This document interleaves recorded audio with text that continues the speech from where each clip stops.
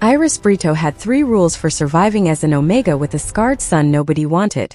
1. Keep moving before they could hurt him. 2. Never reveal his real name. And 3. For the love of the moon goddess, never let anyone see beneath his hood. She was about to break that last one at the worst possible time.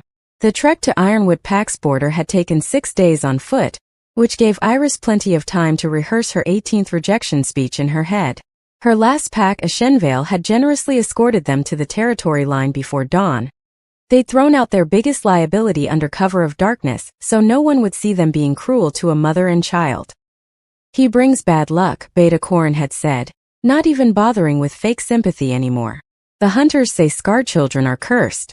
We can't risk the omen spreading. Right. An omen. That's why they'd shoved 2 days' worth of stale bread into her hands and a warning that if they ever came back, the wolves wouldn't be so generous next time. So here she was, 32 years old Omega, exhausted to her bones, and watching her 19-year-old son try to make himself invisible beside her. Bane kept his hood pulled so low she could barely see his face, just the edge of his jaw and the thick ropus scars that twisted down his neck like roots of some terrible tree. 17 packs in 5 years. 17 times she'd watched wolves look at her son and decide he wasn't worth the trouble. Ironwood would be number 18. Iris could feel it in her bones. The Ironwood border checkpoint was intimidating in that deliberate way that screamed, "We're strong enough to kill you and no one would question it." Massive timber posts driven deep into frozen ground. Guards in dark leather armor. Weapons visible and well-maintained. Torches that cast harsh shadows across faces already hard with suspicion. She clutched Bane's hand tighter and tried not to think about how much they didn't belong here. The border station was busy when they arrived, which somehow made it worse. Wolves coming and going, traders with carts, messengers with sealed letters. All of them moving with purpose, belonging, certainty. And then there was Iris, threadbare cloak barely keeping out the cold. Her son hidden beside her like something shameful. One of the guards noticed them immediately. His eyes swept over Iris with dismissive efficiency, then landed on Bane. The boy kept his head down, hood shadowing his face, but it didn't matter. The guard's expression shifted. First confusion, then recognition of what the hood was hiding, then that familiar hardening. Before we go into details, click subscribe, like, and comment where you are watching from. I will be glad to know this story gets as far to all of Canada, United States of America, Australia, Africa, and even United Kingdom, so kindly let me know where you are watching from. Let's begin. Chapter 1. The 18th Rejection. Iris had stopped counting the days between rejections somewhere around pack number 12. By pack 17 she'd learned to recognize the exact moment when hope died in a pack elder's eyes. That subtle shift from consideration to revulsion, usually occurring 3 seconds after they asked Bane to remove his hood. A Shenvale had been different only in their efficiency. Beta Corrin hadn't even pretended to deliberate. One look at Bane's scars and he'd made that warding sign, the one that said curse without speaking the word aloud. The moon goddess marked him for a reason, Corrin had said, as if that explained everything. As if divine judgment excused throwing a child into the wilderness. Iris remembered Rivermoon Pack, where the Alpha's mate had actually wept while turning them away. "I'm sorry," she'd whispered, genuine anguish in her voice. "But the pack won't accept him. They say scarred children bring bad omens." She remembered Thornridge, where they hadn't even made it past the gates. The guards had taken one look at Bane and crossed their spears, blocking entry without a word.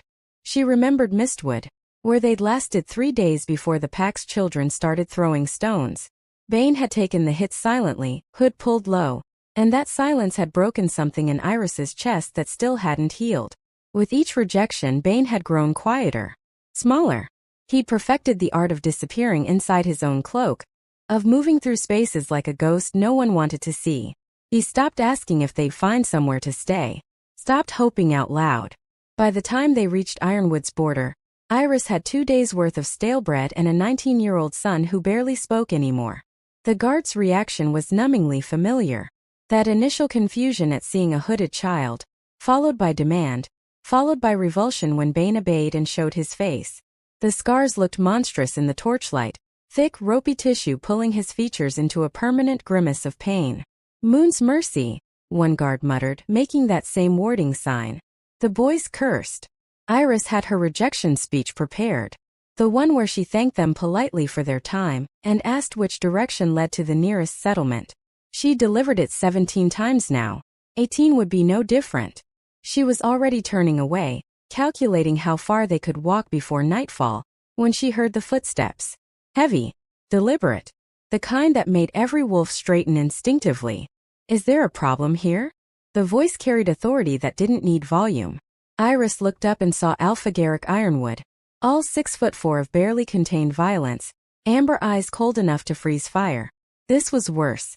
Being rejected by an alpha personally felt like it would shatter whatever fragile thing still held Bane together. Chapter 2, The Scent of Royalty. Garrick had been dealing with border disputes all morning, so when his head guard sent word of a situation, he'd expected smugglers. Maybe rogue wolves testing their defenses. Not an exhausted Omega and her hooded son standing in the cold like ghosts waiting for permission to disappear. He approached with the intention of handling it quickly. Dismiss them, move on, get back to actual pack business.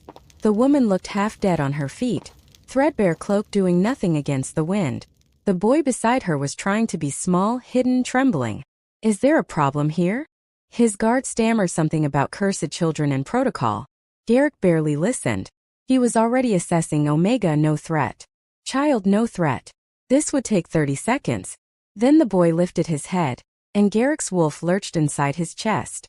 The scars were severe.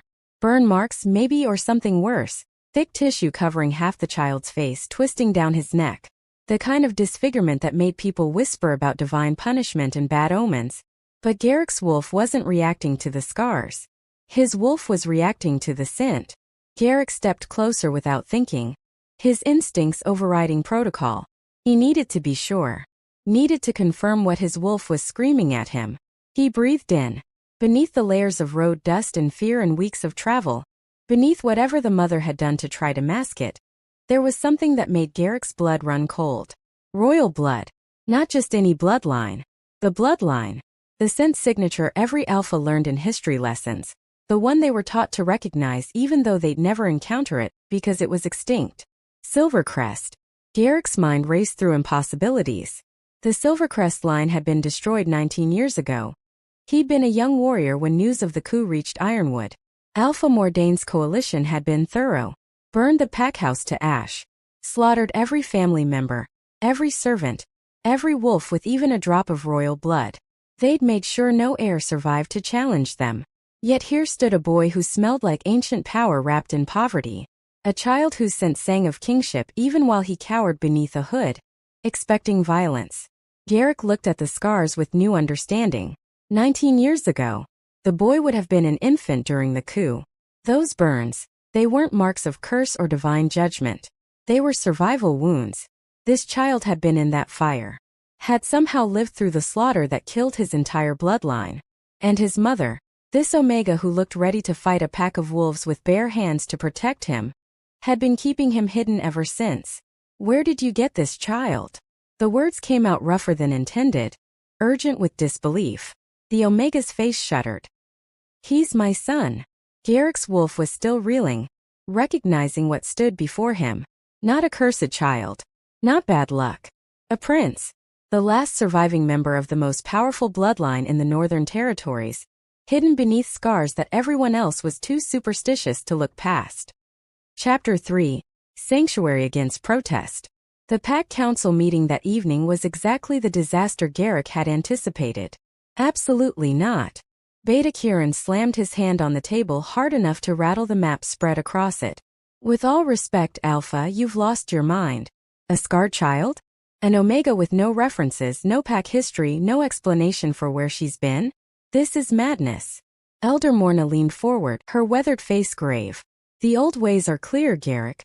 Severely scarred children are marked by fate. They bring misfortune to any pack that harbors them. 17 packs have already turned them away. There's wisdom in that. Superstitious garbage, Garrick said flatly. It's tradition, Morna countered. And tradition exists for a reason. The last pack that took in a cursed child. Enough. The alpha command in Garrick's voice made everyone in the room freeze. Bane, Brito and his mother are under my personal protection. This is not a debate. Anyone who challenges this challenges me directly. The silence that followed was thick with resentment and confusion. Garrick could feel it radiating from his council. The unspoken question of why. Why would their notoriously ruthless Alpha risk pack harmony for an Omega and her damaged son? He couldn't tell them. Not yet. Not until he understood the full implications himself. Kieran's jaw worked. At least tell me you're investigating her. Because that woman is hiding something, and Omega or not, we don't shelter liars. Already handled, Garrick said. Dismissed. They filed out, muttering protests they thought he couldn't hear. Iris stood in the quarters Garrick had assigned them, 2 rooms connected by a doorway, modest but clean, and waited for the trap to spring. This was too easy. Too convenient. Alphas like Garrick Ironwood didn't help people out of kindness. She'd learned that lesson 17 packs ago. He wanted something. Information, maybe. Leverage. Or worse, he'd recognized what Bane was and planned to sell that information to the highest bidder. Mordane's coalition still offered rewards for Silvercrest survivors, dead or alive. Through the thin walls she could hear voices. Young wolves, probably the other children in the dormitory wing. Did you see his face? One sneered. Like something died on it. My mom says cursed children rot from the inside out, another added. Says we shouldn't even breathe the same air. Laughter. Cruel and casual. Iris moved toward the door, but Bane's hand caught her wrist. His scarred fingers trembled. Don't, he whispered. It'll make it worse. He was 12 years old and already understood that defending himself would only invite more violence. That truth made Iris want to burn the whole pack to the ground. In his private office, Garrick handed a sealed letter to his most trusted warrior. A woman named Rena who'd served his family for 20 years. Find out everything, he said quietly. Where she came from, who the father was, why they've been running. And Rena discretion. No one can know what I suspect. Rena's expression was carefully neutral. And if what you suspect is true. Garrick looked out the window toward the quarters where a scarred boy was learning to survive yet another hostile pack. Then everything changes. Chapter 4, Breaking Through Walls. Iris had perfected the art of misdirection over 5 years of running, so when Garrick started his careful interrogation, because that's what it was, no matter how casual he pretended to be, she met him with practiced deflection. Bane's father. She kept her voice light while repairing a torn shirt in the common room. Gone. Dead probably. We don't talk about him. Where were you before Shenvale? Rivermoon. Before that, Thornridge. You know how it is with Omegas, we go where we can find work. And the scars. Her hand stilled on the fabric. Housefire. He was 7. Wrong place, wrong time. Garrick's amber eyes were too knowing, too patient. He didn't push, didn't call her a liar outright. Just filed away every evasion like evidence he'd examine later. It unnerved her more than direct threats would have. Bane had survived worse than name-calling. He told himself that every morning when he forced himself to leave their quarters. The pack youth circled him like wolves scenting weakness, which technically they were. Cursed child. They whispered when adults weren't listening. My father says your face is divine punishment. A girl named Sarah announced during evening meal, loud enough for others to hear. Says the moon goddess marks the wicked. Bane kept his head down, ate mechanically, made himself small. This was familiar. Survivable. Then someone accidentally knocked his tray, sending food across the floor. Oops. Bad luck, I guess. Laughter rippled through the dining hall. Bane knelt to clean it, fingers shaking, hood pulled as low as it would go. This was fine. He just had to get through this meal this day this week. Eventually they'd get bored. Eventually. What's happening here? The voice cut through the noise like a blade. Every young wolf in the hall went rigid. Alpha Garrick stood in the doorway, and the temperature seemed to drop 10 degrees. Sarah found her voice first. Nothing, Alpha. Bane just. I saw what happened. Garrick's tone could have frozen blood. All of you. Main hall. Now.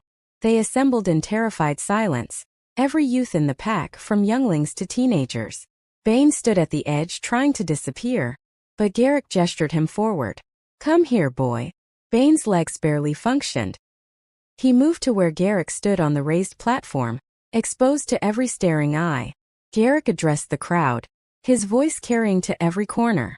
You see scars and call them curses. You see damage and call it divine judgment. His gaze swept over them, sharp and disappointed. You're wrong. The hall was absolutely silent. Scars are not curses, Garrick continued. They're evidence of survival. This boy.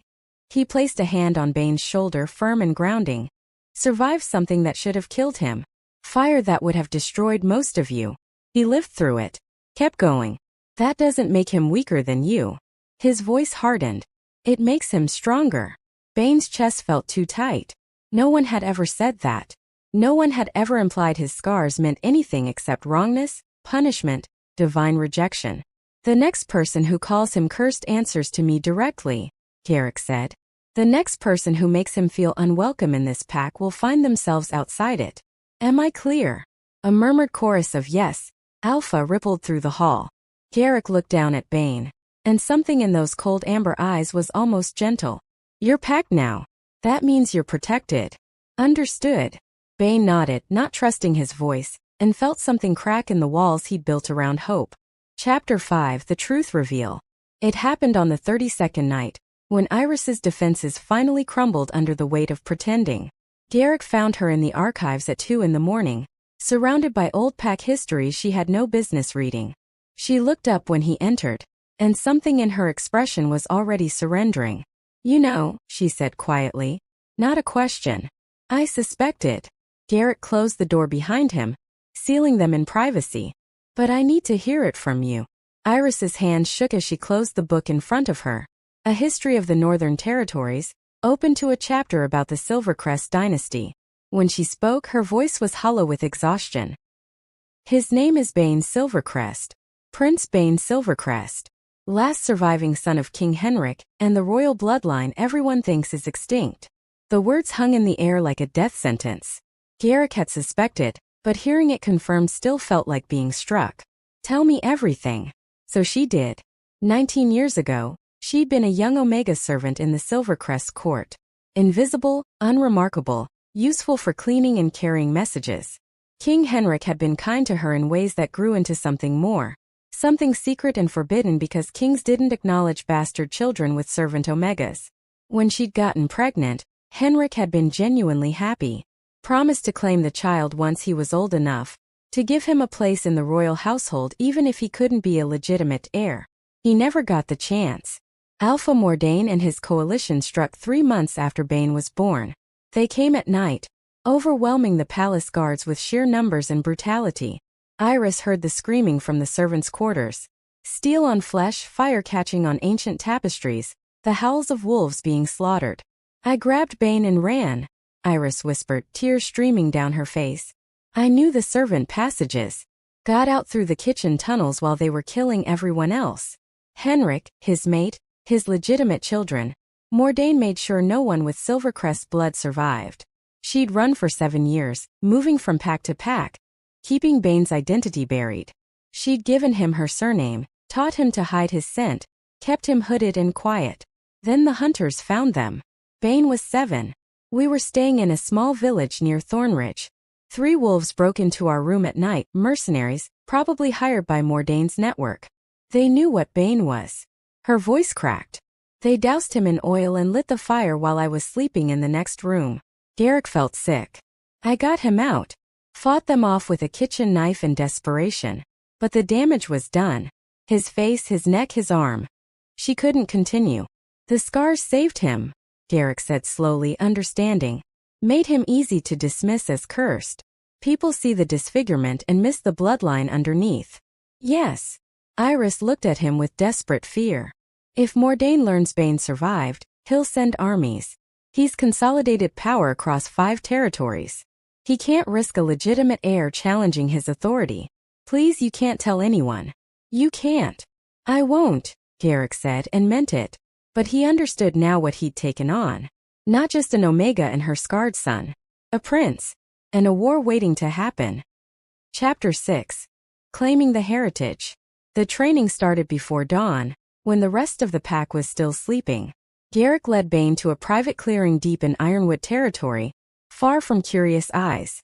The boy followed with visible confusion, hood still pulled low despite weeks of relative safety. Why are we here? Bane asked when Garrick handed him a practice sword. To teach you what you should have learned years ago. Garrick took his own blade, settling into a fighting stance. Defend yourself. Bane stared at the wooden sword like it might bite him. I can't.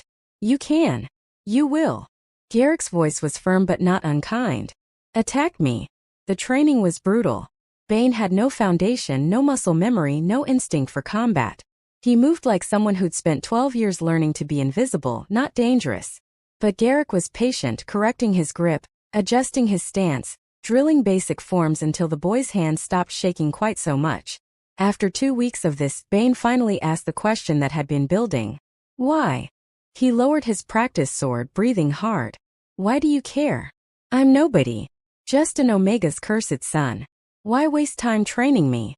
Garrick studied him for a long moment, then made a decision. Because you're not nobody. And you're not cursed. He sat on a fallen log, gesturing for Bane to join him. When the boy obeyed, Garrick spoke carefully. Your mother told me the truth. About who you really are. Who your father was. Bane went very still. Your name is Bane Silvercrest. You're the son of King Henrik, the last surviving heir to the royal bloodline. The boy's face drained of what little color it had.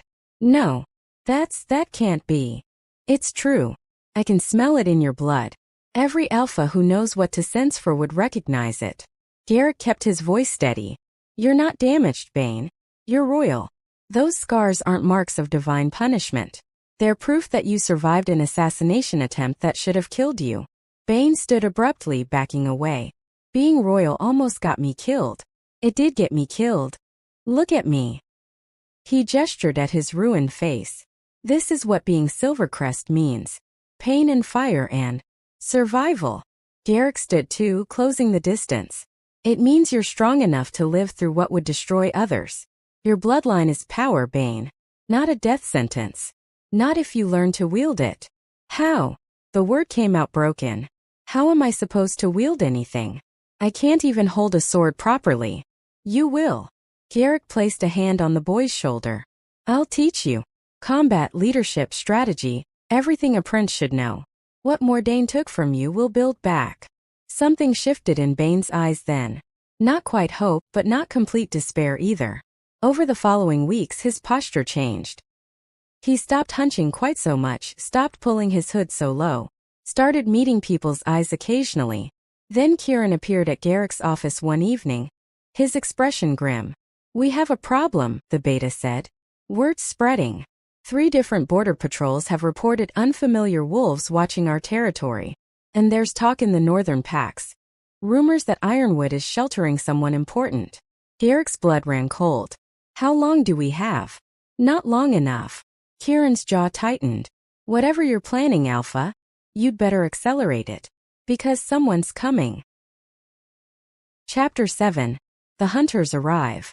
The attack came during the autumn harvest feast, when Ironwood's guard was deliberately lowered and the pack was celebrating together. Garrick saw the first assassin half a second before the blade left his hand. A throwing knife aimed directly at where Bane sat among the younger wolves. Garrick moved on pure instinct, shoving the boy down as the knife buried itself in the wooden pillar behind them. Then chaos erupted. 6 wolves materialized from the shadows. No 8. Moving with the coordinated precision of trained killers. They wore no pack insignia, but Garrick recognized their fighting style. Mordain's personal guard. Elite warriors who'd built reputations on making problems disappear. Bane Silvercrest, the lead assassin called out, his voice carrying over the screams. Come quietly and we'll let the rest of your pack live. The feast hall had descended into panic. Pack members scrambled for weapons, for exits, for their children. Some of Garrick's warriors moved to engage, but they were scattered, caught off guard, outnumbered by enemies who'd planned this perfectly. Iris appeared from nowhere, placing herself between the assassins and her son with nothing but a dinner knife clutched in shaking hands. You'll have to kill me first. That can be arranged, the assassin said coldly. Garrick heard the muttering around him. His own pack members, the ones who'd never wanted Bane here, questioning whether this was worth it. This is insane, Elder Morna hissed from behind an overturned table. Give them the boy. He's not worth our lives. The cursed child brought this on us, someone else said. Mordain will destroy the whole pack for one Omega's bastard. Kieran appeared at Garrick's side, bleeding from a cut above his eye. Alpha, we're outnumbered. They came prepared. If we hand over the boy. No. Garrick's voice came out as a growl, his wolf rising to the surface. Be reasonable. I said no. Garrick stepped forward, placing himself directly between the assassins and Bane. His alpha command rippled through the hall, forcing every Ironwood wolf to attention. This boy is under my protection. That means he's Pack. That means he's mine. The lead assassin smiled without humor. Then you'll die with him. Mordane's orders are clear. Kill the heir. Kill anyone stupid enough to shelter him. Let him try. Garrick shifted, letting his wolf show in his eyes his stance. He raised his voice so every member of his pack could hear. I am Alpha Garrick Ironwood. This is my territory. My pack. My decision. Anyone who wants this boy goes through me first. Silence fell, heavy and expectant. Then Kieran moved to stand beside him, weapon drawn.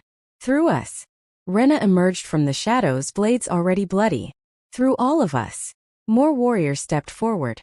Not all of them, not even most, but enough. Enough to show that some of Ironwood would fight for their alpha's choice. Even if they didn't understand it. Bane stared up at Garrick with something like awe and terror mixed together. The assassin's smile faded. So be it. He signaled his team and the real battle began. Chapter 8: The Awakening. The assassin's blade descended toward Bane's throat with professional efficiency, and there was nothing Iris could do to stop it. She was already down, bleeding from a wound in her side where she'd taken a strike meant for her son. She tried, gods, she tried. But her body wouldn't respond fast enough. She could only watch as cold steel came for the last thing in the world she loved. Bane saw it coming. Saw death approaching with crystal clarity. And something inside him broke. Or maybe it awakened. The shift hit him like lightning striking from within, power he'd never felt, never known existed, erupting through every nerve. His wolf, dormant since birth, tore free with explosive force. But this wasn't the small, awkward wolf of a 19-year-old boy learning to shift. This was something else entirely. Bane's wolf was massive, larger than any juvenile had a right to be, nearly matching the adult warriors in size. And its fur. Silver.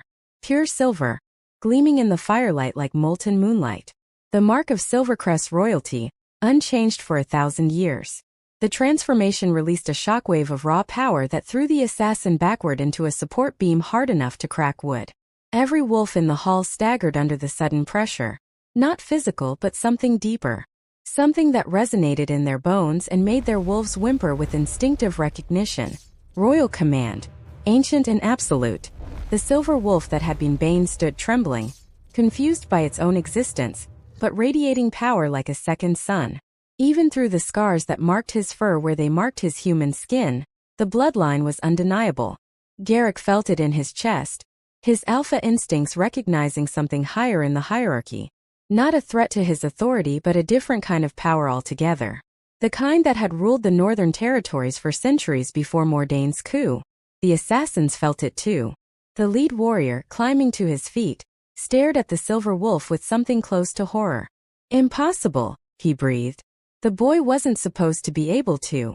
The silver wolf snarled, and the sound carried weight beyond volume. Several of Mordane's warriors actually stepped back. Retreat, the lead assassin ordered sharply. Fall back. Now. But the mission. Now.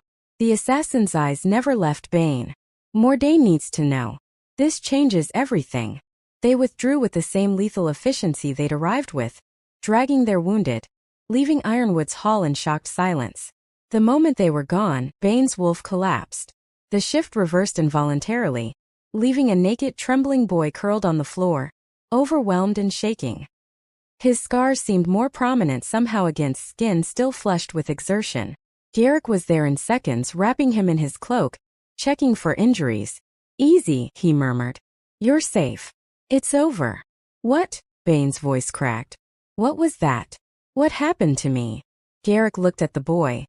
Really looked at him, and saw not a scarred victim but something far more dangerous.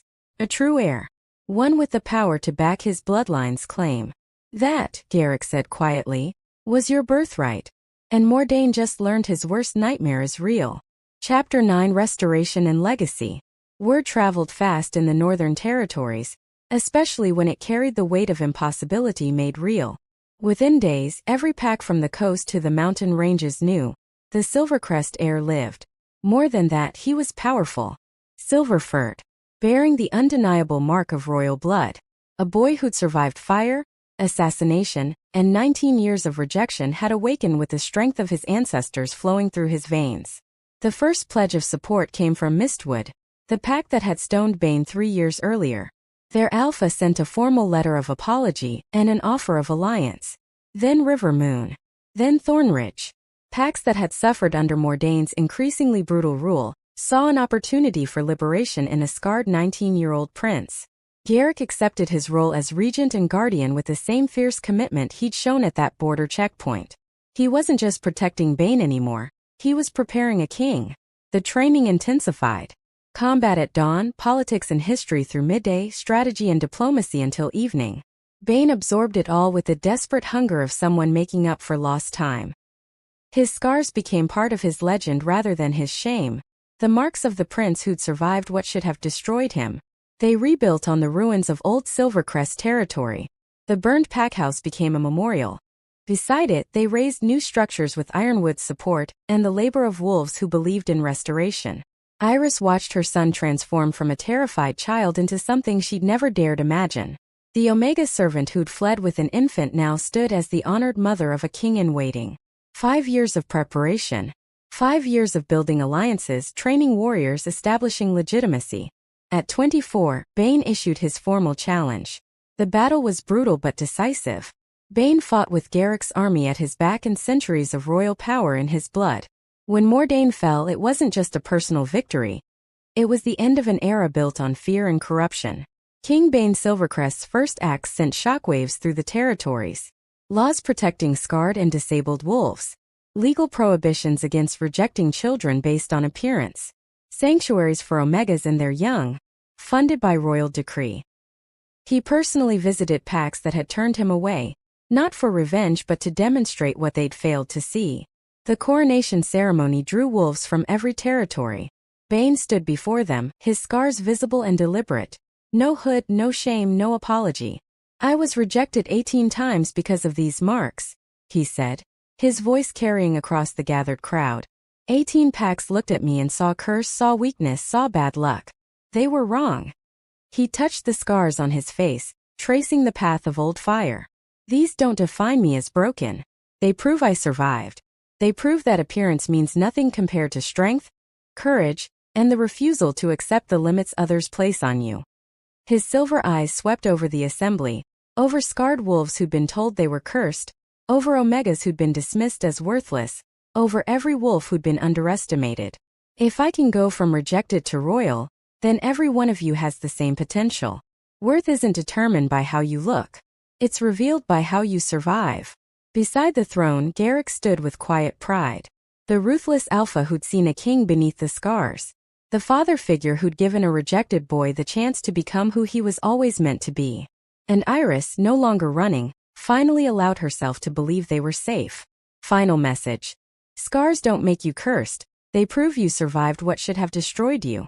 Sometimes the child everyone rejects is actually a king waiting to be recognized.